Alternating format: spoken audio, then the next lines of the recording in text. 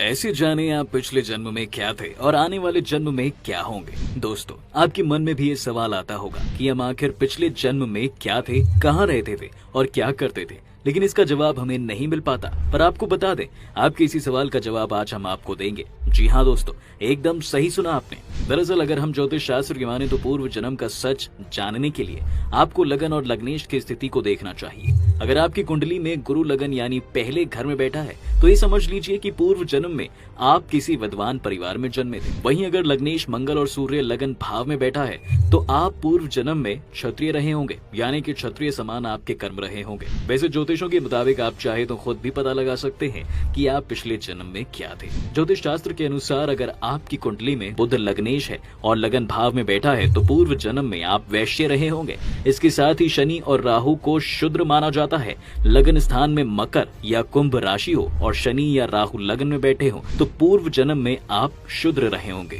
वहीं अगर आपकी जन्म कुंडली में गुरु 5वें, 7वें या 9वें घर में बैठा है तो आप पिछले जन्म में धर्मात्मा, सदुनी एवं विवेकशील रहे होंगे। उसके प्रभाव से इस जन्म में आप पढ़ने लिखने में होशियार होंगे। जिसकी जन्म कुंडली में राहु पहले या 7वें घर में बैठा होता है उनकी अस्वाभाविक मृत्यु हो सकती है। ऐसा व्यक्ति वर्तमान जीवन में चालाक होता है। इनके मन कई बार उलझनों में घिरा रहता है। वैवाहिक जीवन में आपसी तालमेल की कमी रहती है। इसके साथ ही कहा जाता है कि जिन व्यक्तियों का जन्म कर्क लगन में हुआ है तो वह व्यक्ति पूर्व जन्म में व्यापारी रहा होगा। ऐसा व्यक्ति चंचल स्वभाव का होता है। छोटे मोटे उतार चढ़ाव के साथ ये जीवन में सफल होते हैं। वहीं जिनकी कुंडली में मंगल 6, 7वें या 10वें स्थान में होता है वह पिछले जन्म में बहुत ही क्रोधी व्यक्ति रहे होंगे। इन्होंने अपने क्रोध के कारण कई लोगों को कष्ट पहुंचाया होगा। इस जन्म में ऐसे व्यक्तियों को वैवाहिक जीवन में परेशानियों का सामना करना पड़ सकता है। चोट और दुर्घटना के कारण कष्ट होता है। और तो और अगर कुंडली में 12वें भाव में गुरु या केतु शुभ स्थिति में होने पर व्यक्ति मृत्यु के बाद मोक्ष को प्राप्त करता है। मृत्यु के बाद के विषय में महर्षि पराशर ने कई बातें विस्तार से बताई हैं। उनके अनुसार लग्न से 6, 7वें अथवा 8वें भाव में गुरु होने पर व्यक्ति देवलोक में स्थान प्राप्त करता है।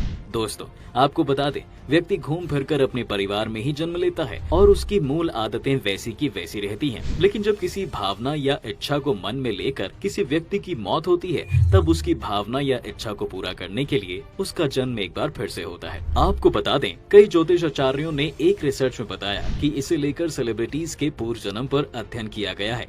राजनीति और फिल्म जगत के बड़े सितारों को लेकर यह कहा गया है कि पूर्व जन्म में इनके इस पेशे में आने की संभावना थी। पूर्व जन्म में इनके जो लक्षण थे वो इस जन्म में भी इनके शरीर, काम और आदतों पर दिखाई देते हैं। आपने कुछ बच्चों को देखा होगा कि जो 5 साल की छोटी उम्र में ही संगीत में बड़े तेज हो जाते हैं। इसका कारण यही है कि पूर्व जन्म में वे संगीतकार थे या संगीत में दिलचस्पी रखते थे। उनकी इच्छाएं मन में ही दबी रह गई थी और अपनी इन्हीं इच्छाओं को पूरा करने के लिए उन्होंने दोबारा जन्म लिया है। इसके साथ ही कहा जाता है कि अगर किसी इंसान को उसके पूर्व जन्म के कर्म परेशान करें तो क्या करें, तो भगवान शिव की पूजा बहुत फलदायी होती है। ऐसे में शिव मंत्र का जाप करें, एकादशी और पूर्णिमा का उपवास रखें, श्रीमद् भागवत का अर्थ पूर्ण पाठ करें, शनिवार को भूखे व्यक्ति को अन्न का दान करें, अपने कर्मों और विचारों को ईश्वर को समर्पित करें।